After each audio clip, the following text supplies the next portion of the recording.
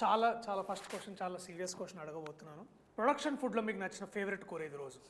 ఎప్పుడు పఫ్ వస్తుంది కదా, పఫ్. Veg puff. ప్రాసిక్యూటర్ గారు మీరు? నాకు నచ్చందంటే ఏం లేదు, అంతా నన్ను చూసే చెప్పి వచ్చేది. ఓకే, శుభ్రంగా. హర్ష్ రోషన్ హీరో గారు? Mutton curry. Mutton curry Telugu చిత్ర పరిశ్రమలో మొట్టమొదటిసారిగా జరుగుతున్న పరిణామం ఇది. ఏ ప్రొడక్షన్లో పెట్టని అద్భుతమైన భోజనం. వాల్ పోస్టర్ సినిమాలో మటన్ పెట్టారు. Very nice. Chicken curry. Chicken curry. Madam? నాకు రోటి పచ్చడి. రోటి పచ్చడి. బా, ఎంతైనా రూట్స్ నుంచి మనము బేసికలీ చూసుకున్నట్టయితే రోహిణి గారు ఎప్పుడు రూట్స్తో కనెక్టెడ్గా ఉంటారనే విషయాన్ని దీన్ని బట్టి మనకు అర్థమవుతుంది. రోటికి ప్రాసగా రూట్ యా, అవును అడుగుతున్నాను, జోక్ కాదు, సీరియస్ క్వశ్చన్ అన్నాడు. అదే అంటే అక్కడి నుంచి నవ్వకండి, సీరియస్ మ్యాటర్. యా యా అంటే నేను ఏంటంటే నేను ఎందుకు ఇట్లాంటి చాలా డీప్ క్వశ్చన్ అడుగుతున్నానంటే మీరు ఇష్టపడిన కూరతోటి మీ క్యారెక్టర్లో ఎక్కడైనా కనెక్ట్ చేయొచ్చు అనే విషయాన్ని నేను అర్థం చేసుకోవాలనుకుంటున్నాను. ప్రియదర్శి గారు మిమ్మల్ని క్వశ్చన్ అడగచ్చు. చెప్పండి తప్పకుండా. ఇప్పుడు వాల్ పోస్టర్ సినిమాలో మంచి భోజనం పెడతారు అని చెప్పడం మీకు అభిహృదయం, దానివల్ల ఇది మొదలు పెట్టారు.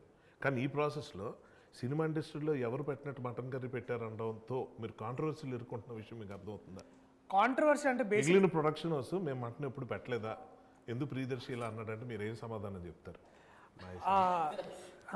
ఇప్పుడు ప్రాసిక్యూటర్ వారు అడిగిన ప్రశ్న చాలా వ్యాలిడ్ ప్రశ్న. అంటే వేరే వాళ్ళు పెట్టరా అంటే పెడతారు. అలా మరి ఆ మాట ఎందుకన్నారు? వాల్ పోస్టరే పెట్టిందని.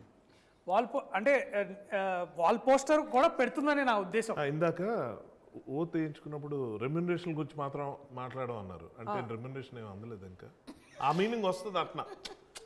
చూడండి, మీరు పాయింట్ని మళ్ళీ ఇట్లా తిప్పి తిప్పి మాట్లాడడంలో దాంట్లో ప్రత్యేక మన ప్రొఫెషన్ అది కదా. ఇది తీసానులేండి, అది ఇంకా క్యారెక్టర్ లో ఉన్నానండి. నేను అడగాల్సిన క్వశ్చన్ తెలుసు. ఆ కళ్ళల్లో తేజస్సు, అది తేజాలో అవన్నీ తర్వాత మాట్లాడదాం. బట్ బేసిక్లీ తెలుస్తుంది మీకు ఆ కళ్ళలో. ఆ ఎక్స్ప్రెషన్ ఈ ఎక్స్ప్రెషన్ మీది రెండు మ్యాచ్ అవుతున్నాయి ఇప్పుడు ఉన్న టాపిక్ కి. అవును, బేసిక్లీ అలాగే ఉంది పరిస్థితి. Very good. మటన్ గురించి మాట్లాడుతున్న ప్రత్యేకత ఏంటంటే ఇప్పుడు బేసికలీ కోర్టు సినిమాకి మటన్ కి ఉన్న సంబంధం కూడా చెప్తారు ఇప్పుడు. చెప్పండి. లేదండి, మటన్ కర్రీ వచ్చేది కానీ మటన్ తినేవాడిని కదా. ఓకే, అంటే నువ్వేంటి ఇప్పుడు పెద్ద ఇట్లా సత్పురుషుల్లాగా అయిపోదా?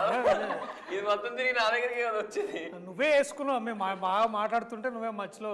బట్ సరే, ఇట్లాంటి సీరియస్ విషయాలు పక్కన పెట్టి చాలా జోక్స్ అంటే కొంచెం జోవియల్గా మాట్లాడుకుందాం.